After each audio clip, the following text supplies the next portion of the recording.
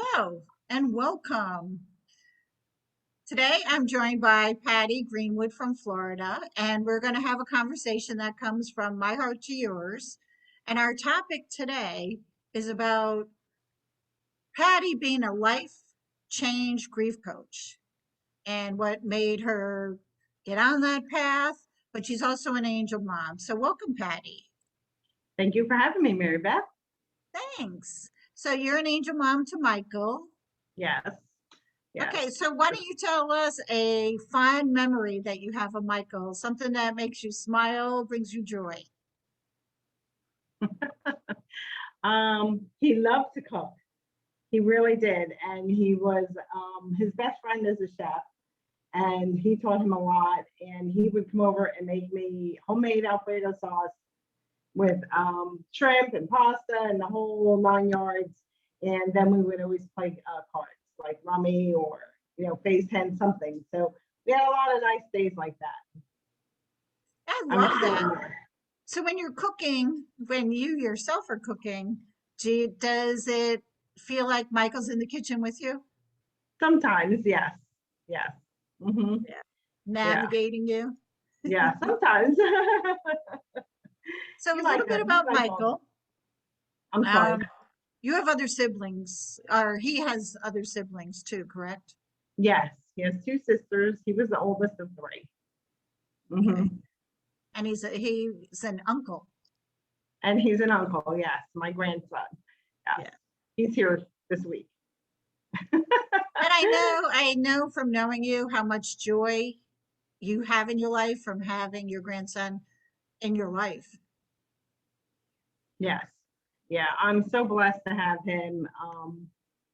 He unfortunately, Michael never met him. He was 2 when Michael passed, and I understand my daughter's decision because we knew what path Michael was on, and she didn't want him around the baby, and I don't blame her, you know. But Michael and Vito know each other now. We'll just say that. That's cool. So Yeah. like you were saying then, did Michael suffer from substance use disorder for quite a while? Yes. I would say he started smoking pot when he was like 14 or 15. And but really like the last 5 years of his life was the hardest. But he had always used it on and off. Yeah. And then when he hooked up with the girl he was with at the end, you know, sad stories. So what is Michael's forever age? Michael's 33. Um, he should be 37.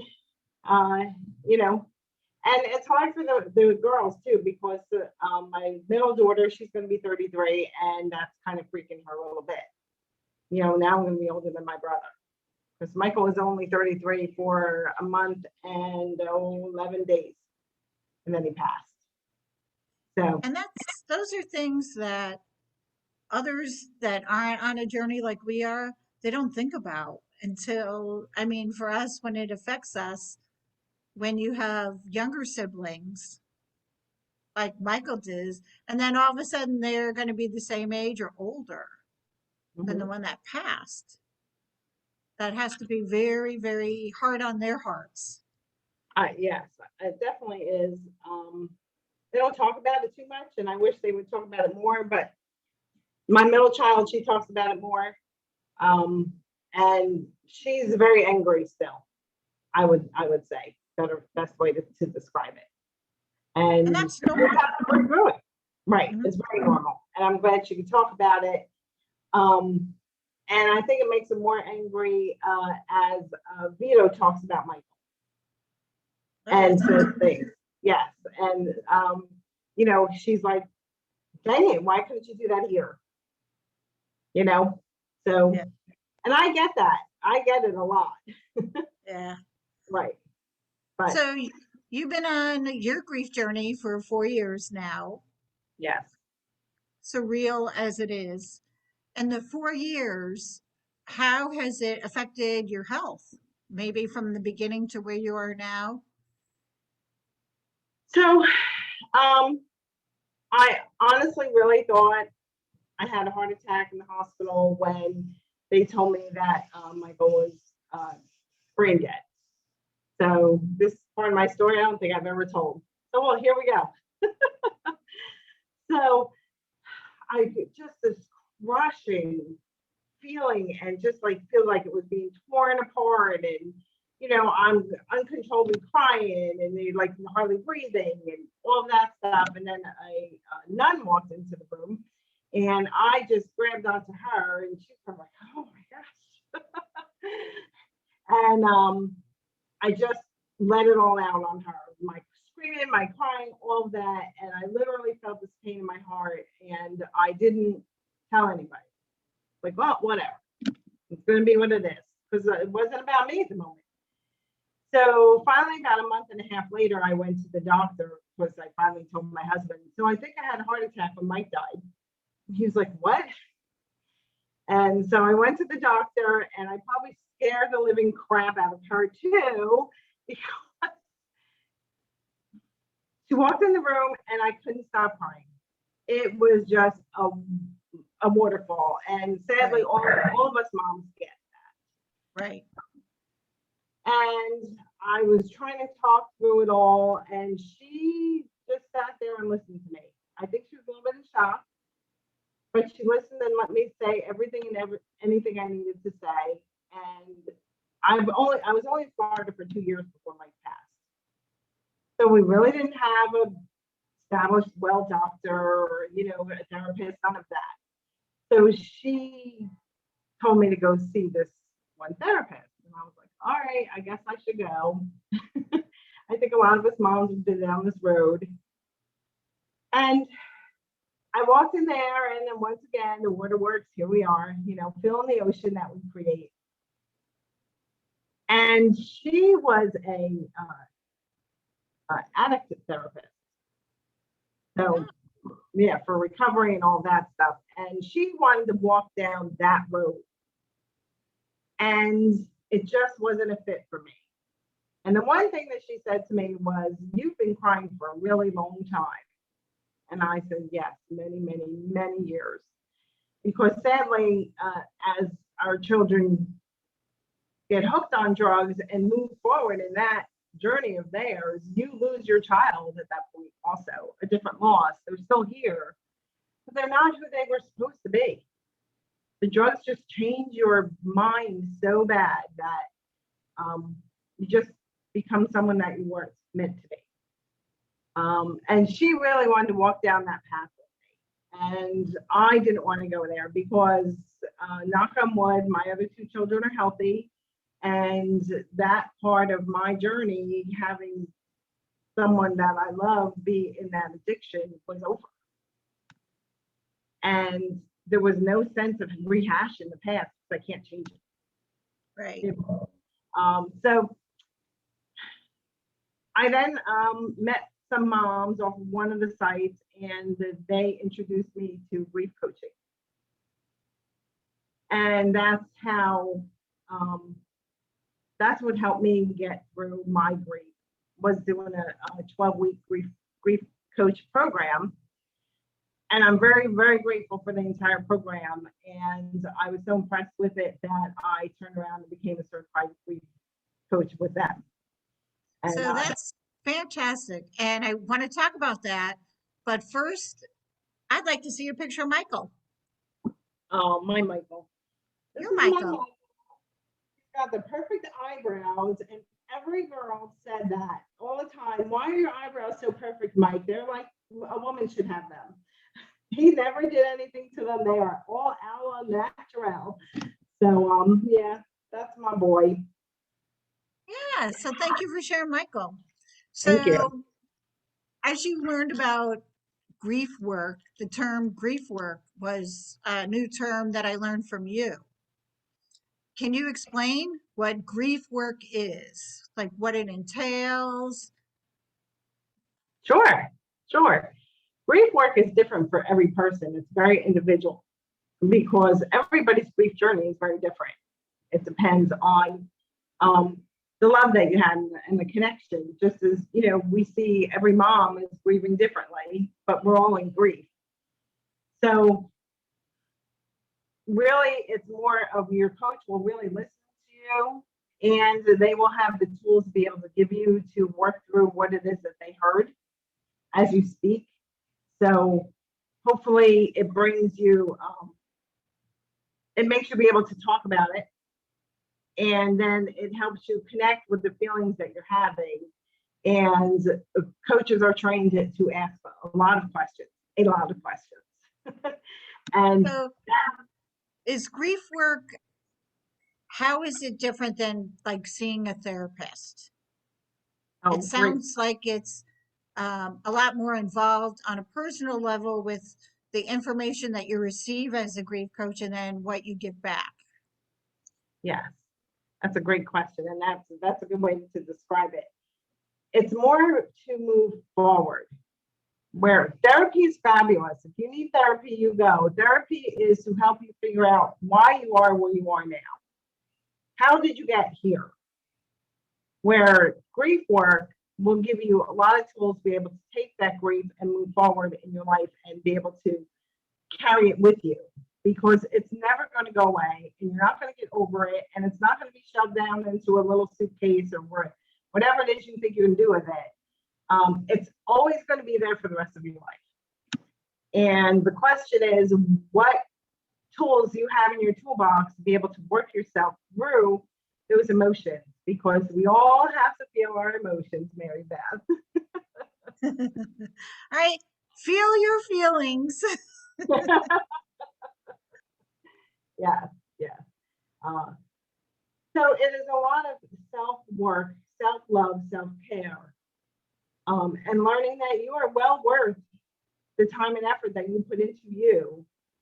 Because when you're functioning and you're healthy, you as a whole will help the people that are around you be healthy and function in a more peaceful, calm way too. And when I say peaceful and calm, it doesn't mean that our world is peaceful and calm, because we have no control over anybody else but what we feel or heal or hear. But it's how our inners are going to take in what's going on around us and how we're going to allow it to affect us. And can you keep that inner calm inside yourself as there's chaos around you? And that's a big lesson. I wish I had learned that lesson when my son was here. I hate that he's not here. I thank God for the lessons that I've learned since his passing. I wish I had learned them before his passing. Some of them I knew, but practice a lot more now than then. But it's a lot of focus on you, and not what you were doing in the past, but what it is that you want to change and how you're going to carry what you have to carry forward into life and have a functioning life within grief. And you're a lot of the message that I hear from you is you have taken the tools in your grief, in your own grief journey, and able to make yourself able to help others. You Yeah. know, and you can speak from experience when you're helping other angel moms. You Yes. know, you know what it's like. You know what they've been through. Everybody's story is always different. But I mean, the common denominator is we've lost a child. We've lost a child to this disease. So your grief work, and I love how you explained it, and I like that you call yourself a life change grief coach. I can't say it, but I love it because it's true. Unless because your life is forever changed the moment you find out your child passed. Yeah. So it's, what do you do with that? What do Yeah. you do with that? And how you said the differences between therapy and grief coaching, that's really huge. That's really huge, the difference. And I like the aspect of, what tools do you have in your toolbox? And they're not necessarily tangible ones, correct? No. Yeah. Right. Yeah. So it's just, and like you said, different things work for different people. And even for yourself, I'm sure if you've given somebody a tool, to guide them on their grief journey, it may not work for them. And then you just tweak it to make it work, whatever you need to do. Yes, yes, and that's one of the things that we're trained in. Coaching is not something that's regulated yet. So if you are going to reach out to a coach, please make sure that they've at least had training. I've been through 2 different classes of training, so two different certificates for the grief coaching and the life coaching. So please ask them for their credentials if you're going to reach out to someone. It was very enlightening, and we, depending on where it is, it's everything that you need. Like, I dug into my past a little bit on my grief coaching journey when I was going through the program, because I needed to. Okay, but we really, we are trained to hear things that we say that's more than what it is that we're here to be able to do, that we suggest that you reach out to a therapist. And that I like too, because I'm not a therapist. And like you said, not everything works for everybody. What works for me, what might not work for you, and vice versa. And there's just so many things available that you need to stay focused and have a plan of how you.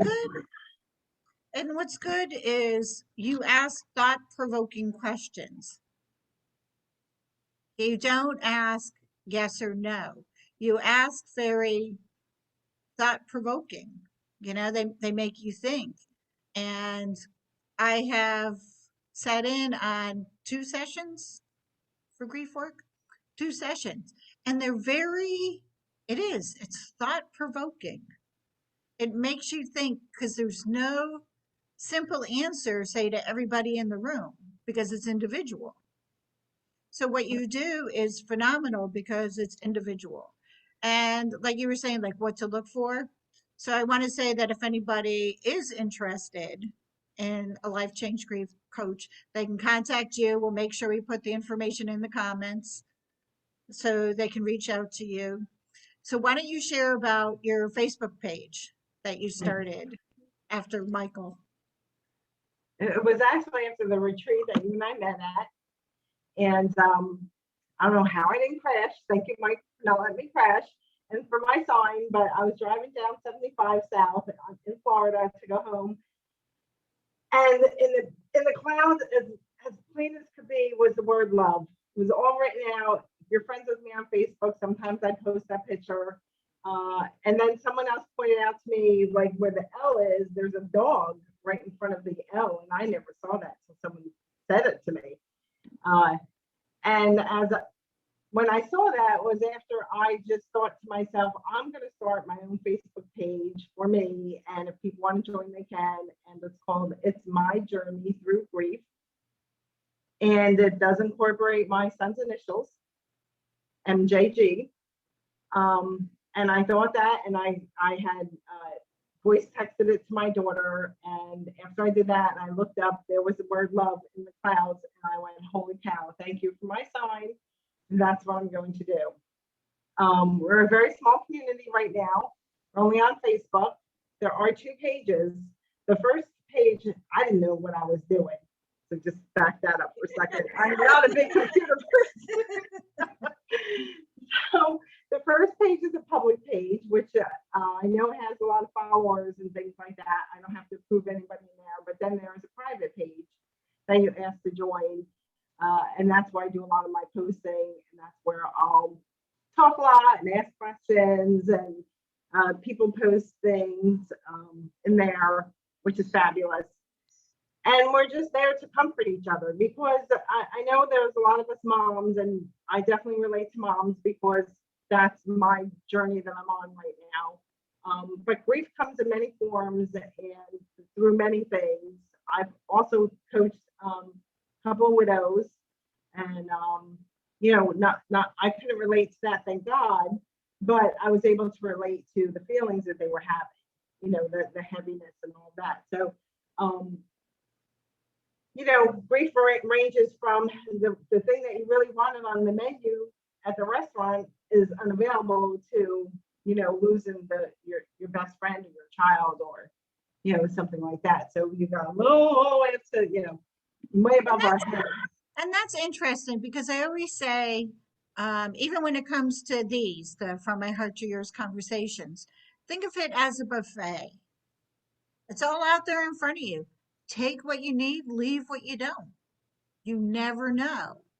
And I didn't know that your grief coaching is beyond angel moms and angel dads. So that's good to know Okay. because you never know who's watching this, who needs it, who might know somebody who recently lost a spouse or a friend or a sibling.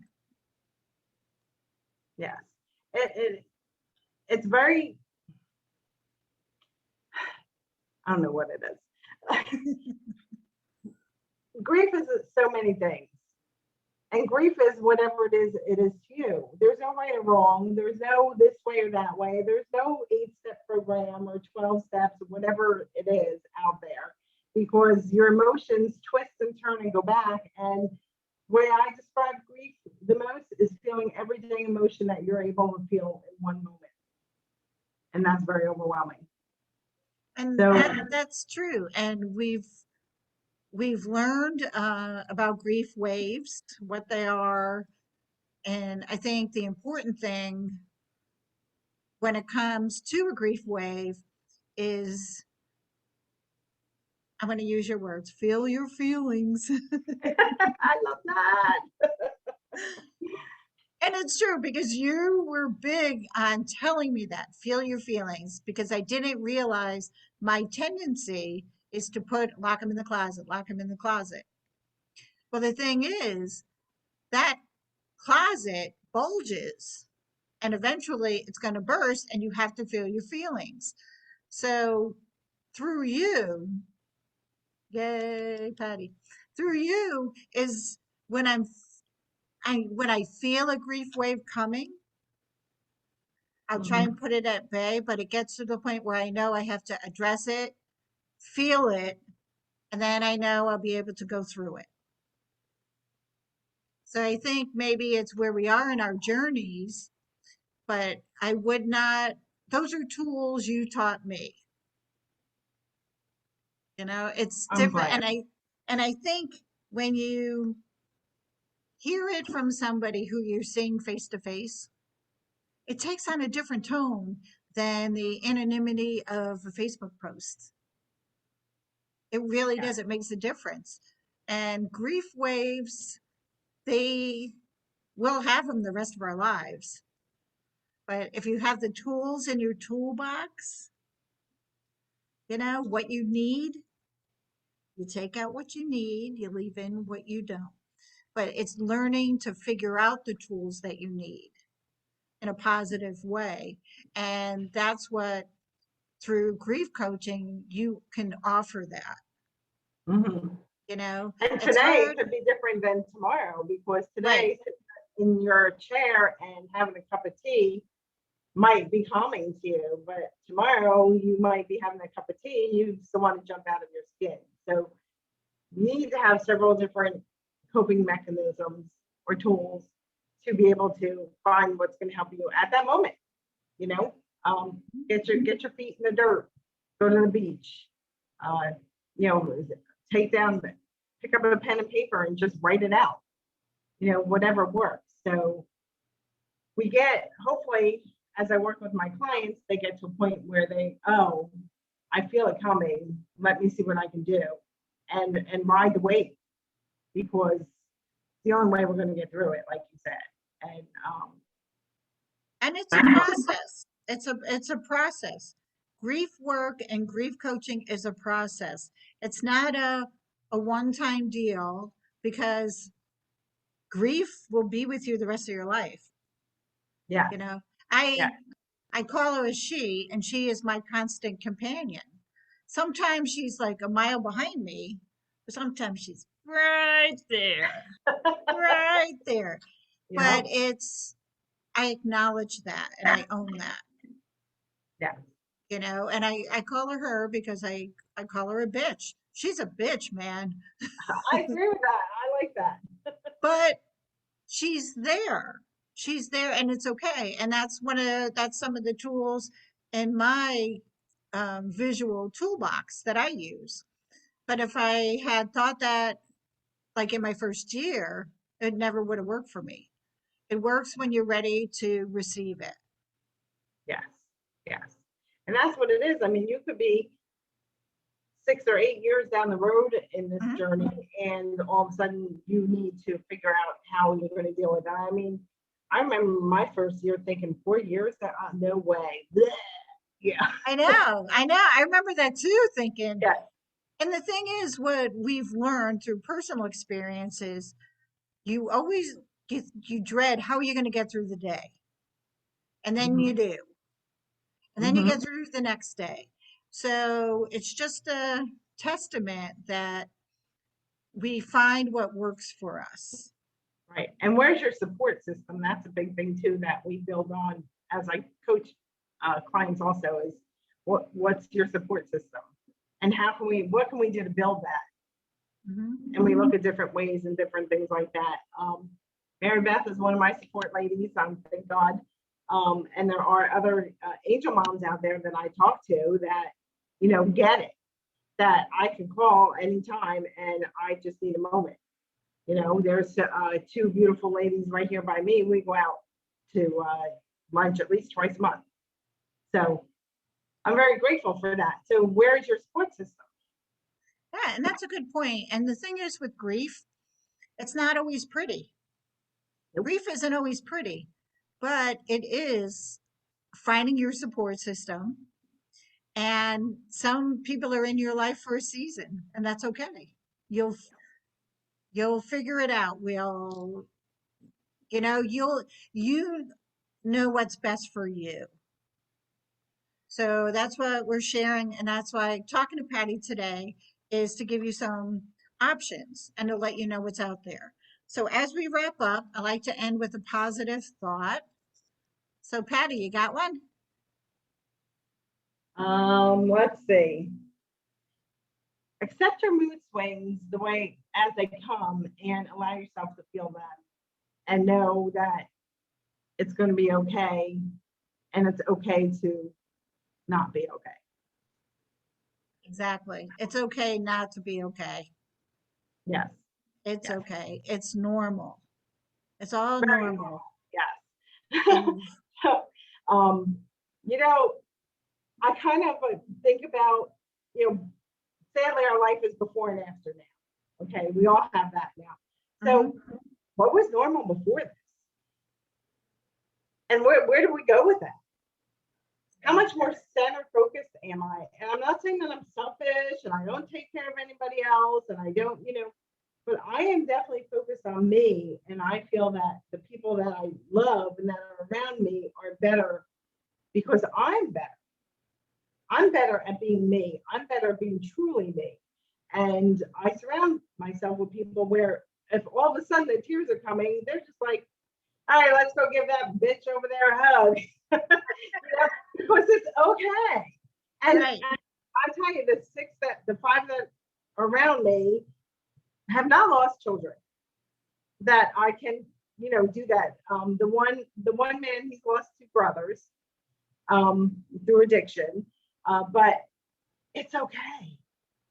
So find your support system and allow yourself to feel what it is that you're going to feel, and know that 5 minutes later you might be laughing, and it's okay because these beautiful angels here, they want us to laugh. They want us to go and live our life. And I truly believe the more that we can smile and live life to our fullest, the more they heal in heaven. I love that. Thank you for that. And it's the old adage of put your face mask on first in an airplane, you know? And it's hard to accept that. It really is. It's hard to accept that because I think as mothers, we tend to be the nurturers and the caretakers and we do for others. And it feels selfish taking care of yourself. But when you get to that point, what a beautiful gift you're giving to those around you. It's a beautiful gift. And what if you don't take care of yourself and you're out in the middle of wherever and you're with your family and all of a sudden you lose it because it is going to burst, like you said. It's going to burst, you know? So why not be able to feel it as it comes so we don't over explode, because sometimes bursting can be pretty ugly. Yeah, we've all done the ugly cry. Or the So, anger or the, whatever. right.